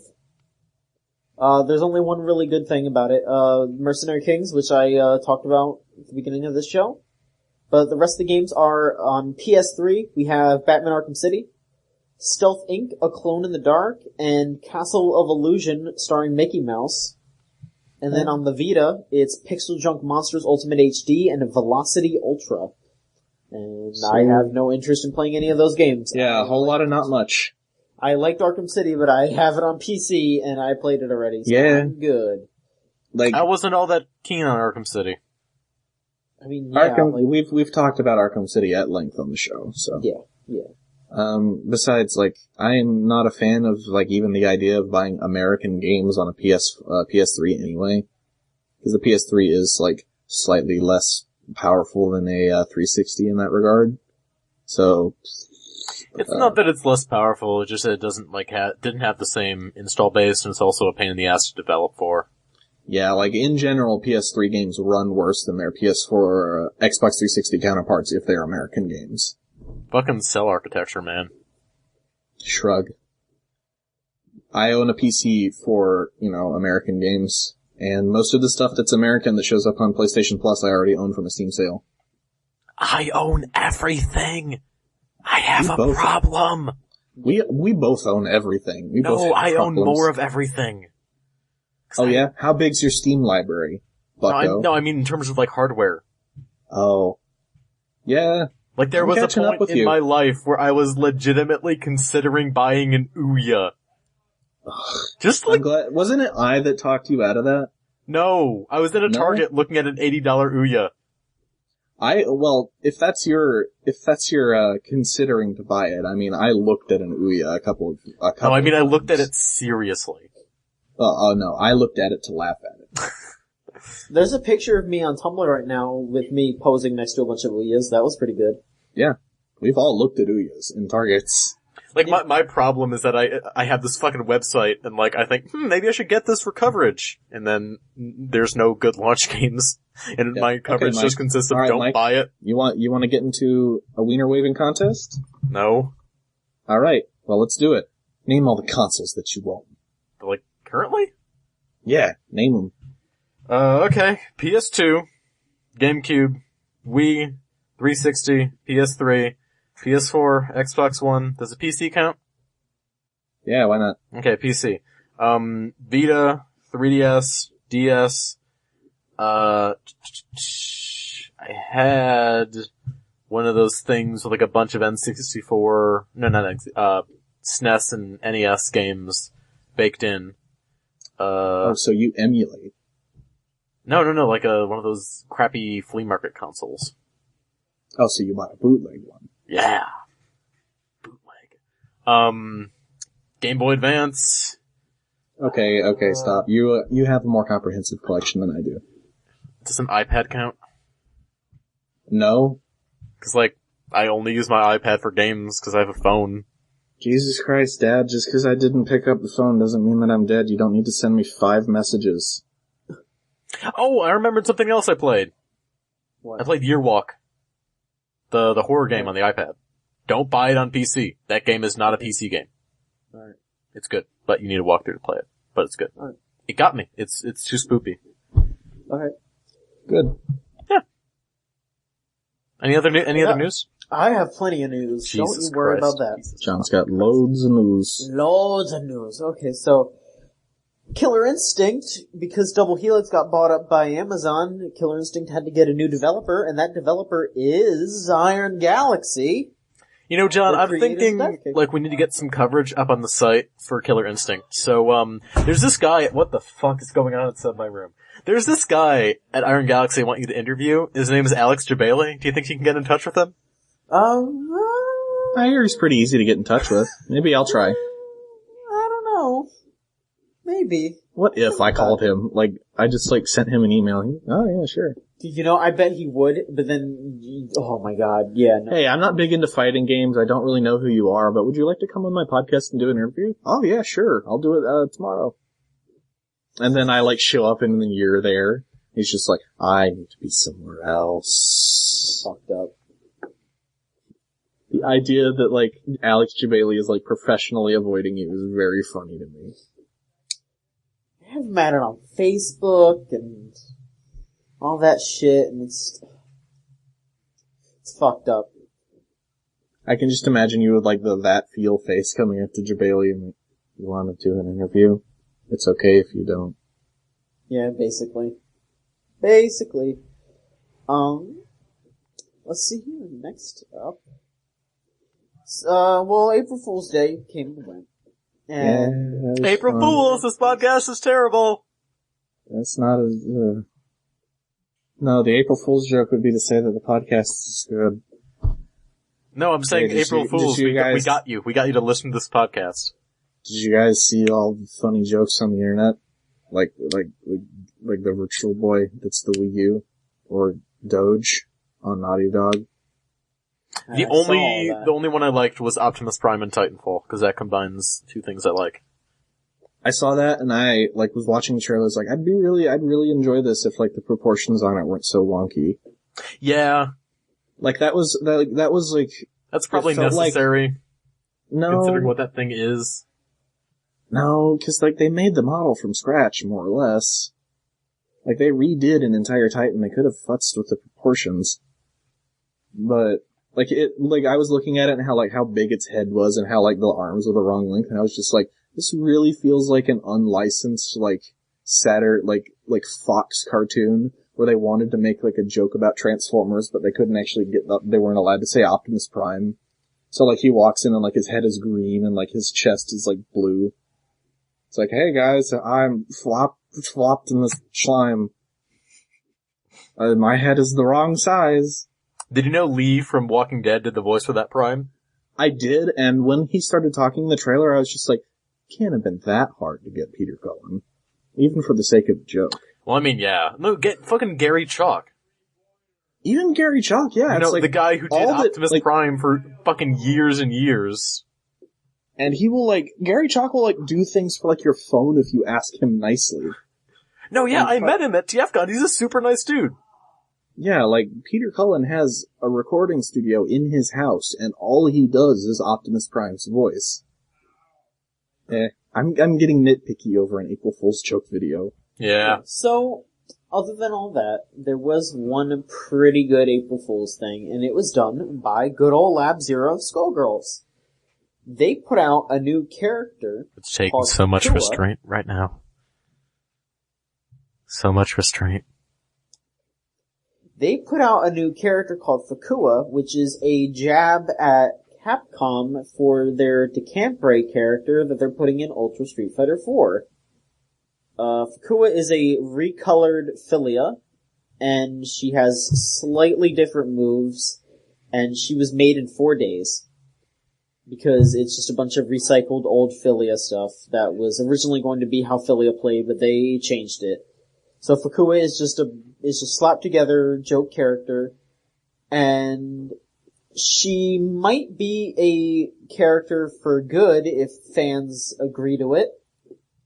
But right now, she's just in the beta. They're messing with her a little bit, trying to make her play a little bit better, but they're not trying too hard with it because they're gonna put out Big Band in a couple days, and they're finishing up work on Eliza, and then they have to do Beowulf and Robo Fortune. So they have some more work ahead of them. That's very interesting. Sure is. Not. You like that? You like the joke that I made? April Fools! I said that it was interesting, but then I paused, and then I said it wasn't. Y'all are fuckboys. Don't call me a fuckboy. Guys are dicks. Don't talk about penises on the show. It's inappropriate, John. I won't have that kind of stuff on my show. Speaking of talking about penises. Yes, let's. 3D Realms and Gearbox are fighting over who owns Duke Nukem. Nobody Whoever wins, end lose. this series. Yeah. 3D Realms is claiming that they still have the rights to Duke Nukem because some certain things weren't paid right, and that No one who matters wants a second Duke Nukem game.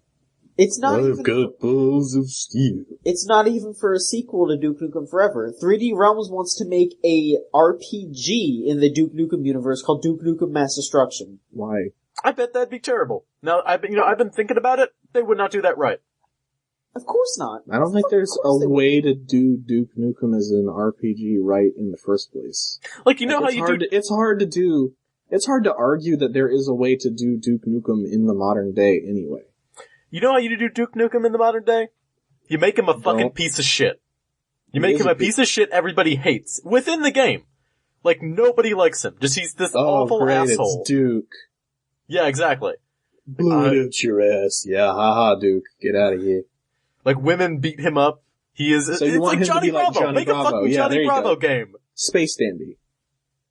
Alright, no, see here. I actually came up with the perfect concept for a fifth Duke Nukem game. I feel like I might have talked about this on the show. No, I got a fucking Duke Nukem game for you. You just play like a normal citizen going around destroying every copy of Duke Nukem Forever. No, here. I'm pretty sure And that are might suffering. be I'm pretty sure that might be a mod of fucking, I forgot. what it Skyrim, says. probably. I don't know. Yeah, Skyrim. There you go. Like, statistically, it's in there. I really, I don't remember if I talked about this, cause it's a great idea, I feel like, but I don't want to repeat myself if I did. I don't remember talking about it on the show. I'll just do it. Who cares? Alright, so, here's the plot. It's a good long time, like, it's maybe like 10 years in the future. And there's no aliens anymore, but a bunch of new heroes have shown up in the world. And they've taken Duke Nukem's place, basically. Like, they don't need him anymore. Is this your idea, or is this like the RPG plot? This is my idea. This is my idea. Alright. But then, the aliens come back, and they kill every other hero except for Duke Nukem. For some reason, Duke Nukem is the only possible person that can defeat them. So, the military calls Duke Nukem back, and he's the same Duke Nukem. Like, it's not like, oh, he got fat or whatever. No, he's still Duke Nukem, but they saddle him up with a team that follows him around, and nobody can stand him. I mean, okay, so I'm imagining there's 2 or 3 characters that are with him. There's just this dude who's like still cool with Duke, like he thinks Duke Nukem is awesome. And as the game goes, he's like, I can't make excuses for all this dumb shit that Duke Nukem's doing. There'd be a tough as nails, takes no bullshit lady that Duke keeps trying to hit on, and she just never accepts any of it, just constantly like, fuck you, dude. And as the game goes, Duke's just like, he like, his mind starts to deteriorate because he just can't fathom a woman not immediately sleeping with him. Because like, the world has advanced past him, and he's still stuck in his rut. And then there would just be like another third character that I haven't really grasped who what it would be, or even if there would be a third person. So basically, like, you want, like, Duke Nukem and then the Rat Patrol from MGS4? Sure, yeah. So you have Johnny, and you have Meryl. I mean, like, I've, like, there would be like good scenes too, like, you know how in Forever Duke Nukem can just pick up a turd and put it in the microwave. Like, imagine that made me laugh, my big funnies. Exactly. Because I like the poop joke. So just imagine him doing that, and then as he's doing that, the character that still looks up to Duke, just like trying to like make up a reason why he would be doing that, and trying to explain to this girl like, there's gotta be a reason. This has gotta be how he defeats the aliens. Dude, why do you keep rubbing a turd on that stripper's titties? Why is there a stripper here? Oh, there's gotta be a reason. Like, exactly. Like, I feel like we could just deconstruct it. We could take Duke Nukem and just... So, make like a side game where you don't play as Duke, but you play as like a member of the squad, and then the squad's just like, what the fuck is Duke doing? Yeah. Cause it's like... That could be interesting. If it was like a parody of Duke, yeah. Yeah, if they still want to make a Duke the hero and have him still have to be the one who destroys the aliens, I just think we can't, we can't just... Like, a parody of Duke Nukem wouldn't just be, okay, here's Duke Nukem, ha ha ha. There needs to be something like pointing out why what he does is so crazy. It needs to be sad. It needs to be sad. It looks like a sad piece of shit. The best way to bring Duke into the modern age, memes. Dog balls Nukem. of fail. Such mad aliens. So upset. That feel when no GF. That feel when no GF.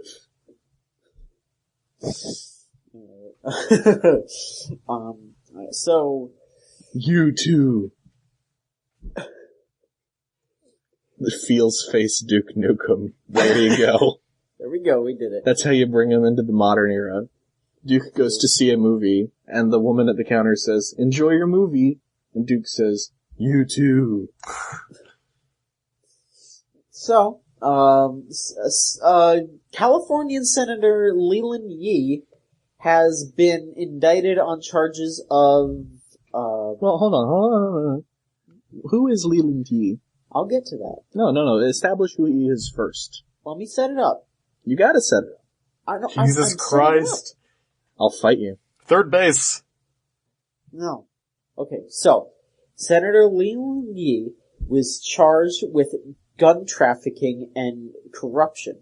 Now, the reason why this is being brought up on a video game podcast is because... Fucked up. What? Set up after the punchline? That's what I was trying to do, dude. You gotta give the setup first, and then the punchline is what he got sentenced for. You fucked up, John. Pull back the curtain. Start all over.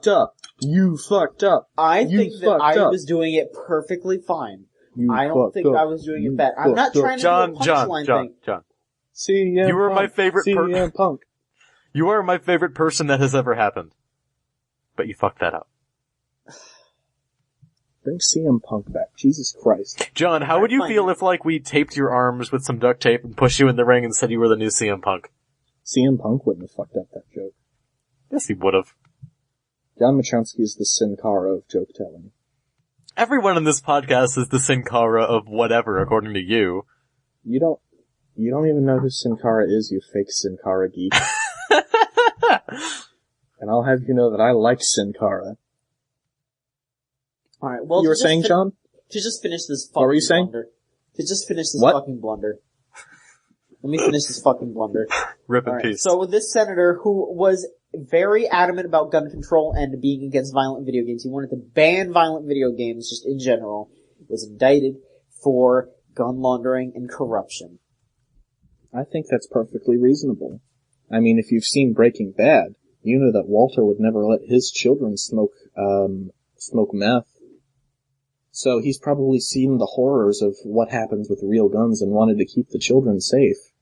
Sure. That's what happened. It's a tragic story. It's not his fault. Coming to AMC soon. Alright. Well, that sounds like a great show. I won't watch it. You fucked up, John. I know. Flappy Bird will come back someday, according to the creator, but not soon. We should all play Flappy Bird on the show again. No. That's a bad idea. It would seriously be a shame if Flappy Bird didn't come back soon, because I am seriously missing that little game.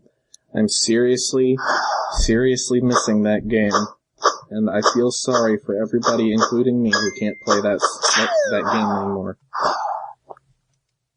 The creator... The joke happened. The creator, Dong Nguyen? Is that how you pronounce it? It's Nguyen. Dong Nguyen. Dong Nguyen? Nguyen, yes. Nguyen. Okay. Dong Nguyen. I think. Okay. Dong Nguyen said that it's not just going to be a re-release. It is going to be a better version, and it will be released when it's done. So we're getting fucking collector's edition Flappy Bird. HD Remix. HD Remix Third Strike. Yep. Awesome. Right, this is some good news for Steven here. See, Hatsune Miku Project Diva F 2nd is coming out on PS3 and Vita this fall. You can't see it, but I just shed a single tear. And that single tear landed on my Figma Miku. But no, Project Diva F's a good game. If you're into the anime music, play it. Or if you want to, like, understand what Dancing All Night Persona 4 is going to be like, go ahead and play it. It's the same game. It's a good game. And then the final bit of news from me is that there are 8 Game Boy Advance games coming to the Wii U Virtual Console this month, and of course just ignoring the fact that Game Boy Advance games are coming to the Wii U Virtual Console, and that's dumb that it's not coming to 3DS. Ignoring that for a moment. The game list is, these games came out today, air quotes, the day that we're recording, April 3rd. Advance Wars, Mario & Luigi Superstar Saga, and Metroid Fusion. Those are all $8. Not a bad startup line. Yeah. Price is reasonable. April 10th, we are getting Kirby and the Amazing Mirror and WarioWare Mega Micro Games for $7 each. And then on April 17th, Mario Bros. 3 is coming out on Wii U and 3DS, the NES version, for $5. It's not already out? No. Fuck, And then the console's been out for over a year. And then F-Zero Maximum Velocity is going to be out on April 17th for $7, and Golden Sun for $8. And then April 24th, we're getting Yoshi's Island Super Mario Advance 3 for $8. Every single one of those games that you mentioned, the only one that even mildly interested me was Golden Sun. Yeah, I'm probably going to pick up Golden Sun and Advance Wars. I mean, like, I don't know why they're putting out the Game Boy Advance games on the Wii U. Do they think they're going to have, like, a boon to sales because of that? Mm-hmm. It's just... I mean, I said, like, it's been well over a year since the Wii U came out, and they're only just now putting, like, Super Mario Bros. 3 on the Virtual Console. Yeah. What is wrong with Nintendo and these Virtual Console things? It's so weird. I'm done questioning it. I'm just gonna let them do it. Any other company would have had, like, the entire library out by now. It would have been like translating Famicom games. Yeah, whatever. Let's just let them do what they do. Yeah, I guess. But yeah, that's all I got. Mike, you have some shit. I do have some shit. Before I get into this, let me, start this joke with the setup before continuing on to the punchline. Mike, how about instead of doing that, you, take a gander at my ass? How about that, bro? That's another John Machonsky I'm gonna add to my repertoire. Take a gander at my ass. Take a glimpse of my glutes, if you will. So, I went to this frozen yogurt shop near my school. Frozen yogurt's nice. And I stumbled across this man, or person. Man, whatever. I fucked up. Now you know the gender of my first source. Oh my god, they're gonna get tracked down in an instant. I met this person who knew some shit about that was happening with machinima. So I met a machinima guy in a frozen yogurt place after going to In-N-Out. That is the most LA thing I could have possibly done. So I got this source. I wrote up the story. This was while my laptop was broken. So I wanted on my fucking tombstone that I got this story without a laptop. So I had the story all written up. I was using inverted pyramid, so like a lot of the bottom was just fluff. I didn't really have a whole lot besides that fucking barking dog. Please ignore it, I'm sorry. Oh, I thought that was Steven. No, my dog doesn't sound like that. My dog is good. So I had this story, and my friends, they told me, hey, you need a second source, and I do. So I did get a second source, and then I got a third source that had a shit ton of information. Just like a lot of stuff on both Warner Brothers and Machinima. So the basic gist of this story is, Warner Brothers, early in March, invested $18 million in Machinima. And my first source told me that Warner Brothers would buy Machinima if the company was profitable by Christmas, because it's not right now. Machinima is in trouble. They've been having some money problems for a little while. And I looked into that, and then my other sources told me that Warner Brothers would not so much purchase Machinima as make a sizable investment. Now they said, investment in acquisition property, which kind of sounds like a purchase, but really means that Warner Brothers is just going to have control over Machinima and like what they do. So, those are two conflicting reports, but I'm hearing from both sides that Machinima is having some problems internally with this deal. Warner Brothers is having some problems internally with this deal. So Machinima and Warner Brothers both have problems internally with this deal. Like, Machinima people are arguing about how it should go down. The Warner Brothers people, some of them don't even know. Like, there's some stuff I can't say, but there's different internal issues within Warner Brothers. Like, some of them just found out at the time of my investigation about the deal. So I have everything written up on the site right now. As it stands, I think the first source's Christmas profitability estimation probably has some truth to it, and the sizable investment thing is probably the other aspect. So, if Machinima is not profitable by Christmas, Warner Brothers will pass, and then Machinima will be fucked within a couple months. So that'll be interesting. That's very interesting. And you know what the advantage about Video Game Chooch Crew being a small site is? There's no way that this can go poorly for us. Exactly. Either it works out the way that it is listed in your scoop, and then we get all the attention for scooping the story. Uh-huh. Or nothing happens and we just stay small. Exactly. It's a win-win. Win-win scenario. And like, I have some faith in my sources. So, I want to say this is accurate. Like Your sources, as in the man that you met in the yogurt shop. No, some other people too. A surprising amount. Okay. Of people have been telling me this kind of stuff. So, I've heard a lot from different people who haven't even been talking to each other. Like, I've got some ex-Machinima people that have been telling me this. And I've heard enough of the same things from multiple sources to make me believe this is true. So, I don't have experience with reporting.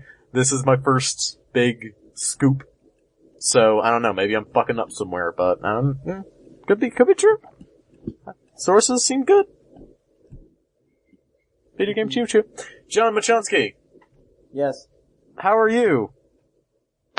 Could be better because now I gotta fucking edit all these dumbass dog barks out. You got the bass, you got the dog barks, you got people slamming up against my door, you got Steven's clackety-clack. Oh, let's just move on. Rip in peace. Alright. What else? What do you want? What do I want? Yeah, it sounds like you want something. No, just say, how are you?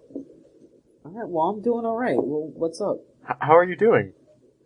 Fine. What are you doing right now, besides this podcast? So you were like patronizingly talking to each other like the way that I talk to my granddad.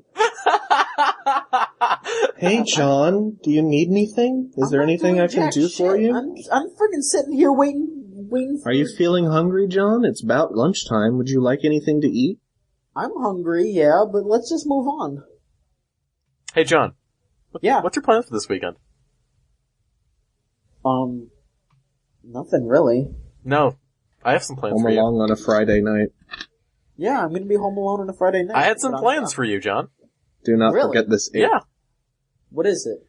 I think WrestleMania's coming up on Sunday, right? Well, yeah, and then I'm probably gonna watch JoJo on Friday, so I guess I'm gonna have a pretty alright weekend.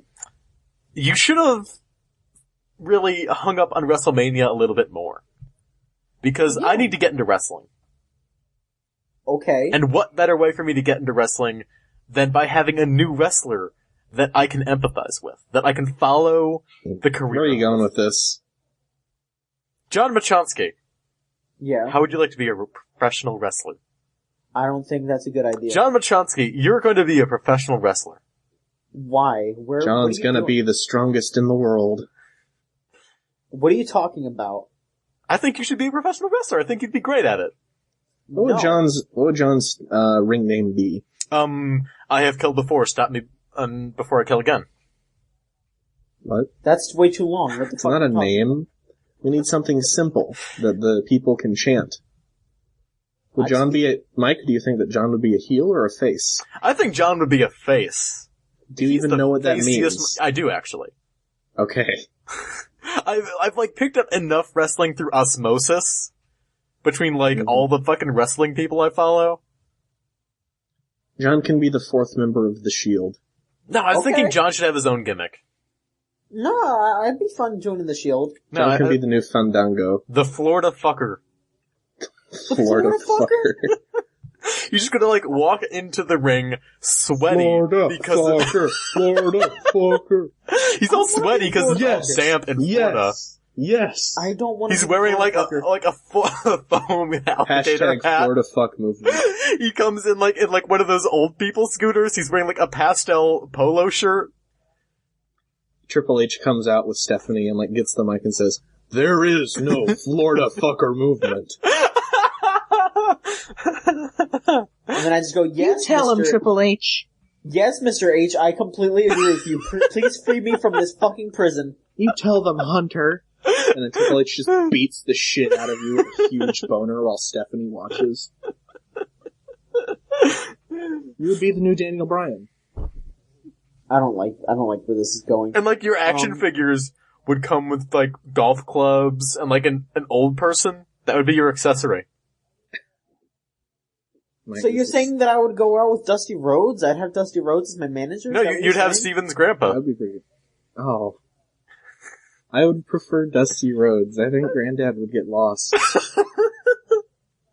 Yeah, he'd get lost on the way to the ring and everyone would just be like chanting Florida fucker while John like looks around the stadium to try and find your grandpa.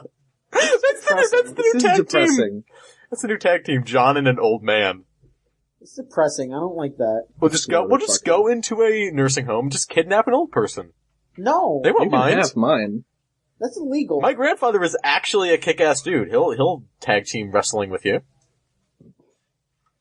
I don't The think I'd be a Florida good wrestler. fucker and the Buffalo Butcher. I think The hot new wrestling team from I Mike would not Casamano be- and Steven F's management. I would not be a good wrestler. I think I would be good at cutting promos. You would could just be like, Leah Bautista. you'd just like run in the ring and just like tackle some guy. All It's the while called a yelling spear. pup. Yeah, It's called a spear. Sure, I don't give a fuck. I don't give a fuck what it's called. Roman You know- Reigns does spears. You know, you're giving, this terrible segment right here. Mike, I have something to say. Yeah. Wrestling is not real. It's totally real. John Machonsky's gonna be the new wrestler. The Florida It's not fucker. real. Mike, it's not real. Well, okay, then how about this, right? We just, like, take a permanent marker, rip off John's shirt, write Florida fucker on his chest, and just, like, push him into the ring during WrestleMania. And then everyone will know he's the hot new wrestler. No one's gonna get him out of there, because he's dangerous. Mike, shut up. This is giving me ample opportunity, though, to drop something real quick. I mentioned it before, but I am on a wrestling podcast. No, you're not. You're not plugging it on my show. John Machonsky, what about this wrestling podcast? Do tell. Nope. Do tell about the wrestling podcast. Tell about the wrestling podcast, John Machonsky. We're not talking about the wrestling podcast. Talk about the wrestling podcast. I'm on No. a wrestling podcast. What's it called? Invasion Angle. No. When does it come out? Every 2 weeks. Mm-mm. Cool. Nope. Where can people listen to it? Invasionangle.tumblr.com. Don't Great. tell 'em. That's it. Great. Cut that part out, John. Cut it out. He's not going to cut that out. I mean it. Cut it out. He's not going to cut it out. Alright, I'm gonna talk about anime. God damn it. Cut it out or I'll talk about anime. We've got a Kill la Kill spoiler cast recording this Sunday. If you want to ask me, John, and Steven, and then Christine Love, and then Hamza, the CEO of Destructoid, if you want to ask us questions about Kill la Kill, send them to the places where questions happen. Videogamechoochoo.tumblr.com. Yeah, let's save all our anime talk for Sunday. That sounds like a good idea. But it's a Kill la Kill spoiler cast. We gotta get the rest of it out. Like Space Dandy. You know, I will not have this podcast be classified as video games / anime. God damn it. John, what did you think of the Space Dandy season finale? John, bring up the questions. Bring up the questions. It's not too late. I'm getting torn apart right now. Reverse this course. In my opinion, I enjoyed Space Dandy's finale a little bit more than Kill la Kill's. What do you think, John? I Destroy the agreed. I like Space Dandy a whole lot, and I'm just gonna leave it at that. John, yeah, check the questions. John, what do you think of Samurai Flamenco? Cut it off at the source. I don't think about it that much. Defeat John. What? Defeat him. What do you think of Lucky Star, John? I don't. John, what are the questions? Okay, I'm looking on Tumblr. Have you heard of Hatsune Miku? Yes. Okay, so I'm looking on Tumblr and we have a question. Okay. We have a question from Tumblr user Not So Grumpy Darth. They asked, "Hey Mike, what do you think of that BotCon Scorponok figure?" I think it looks pretty good. That was just a bunch of fucking mumbles. I have no idea what that Like, if that's a real headmaster, like I think it is, I'll buy that eventually on the aftermarket at TFCon. Yeah, like that toy, the Scorponok toy is already not very good. I have, like, fond memories of that toy. I think it's a neat toy. I would buy that repaint of Scorponok if I saw it at a flea market. I'll buy it. I'll buy it for whatever stupid price I'm willing to pay, because I like those molds. I would not pay convention-exclusive prices for a repaint of an Energon toy. Even, no matter how nice that head is, because I will admit that is a nice head. It is a nice head. And if it turns into a little robot, then... Maybe. Ha-cha-cha! If I were to buy that set, I would be buying it more for Cannonball than anything else. Yeah, man, I'm gonna buy that Cannonball. This is like, I don't like BotCon, but I'll buy some of the stuff on the aftermarket. John, how do you feel about anime? God damn it. I don't like it. John, how do you feel about Transformers? I don't like that. Well, fuck. Alright, then I guess this is a good place to stop the podcast. John, what do you think of Super Sonico? I really don't like that. John Machonsky, Yes, you were on this podcast. I was here. Stephen Epps, you were on this podcast. More or less. I was Mike Casamano. I hosted this podcast. And you can go to videogamechoochoo.com to read all the good things that happen on that website that you can do with your eyes. John, play us out. Yeah. Namaste. Thank you.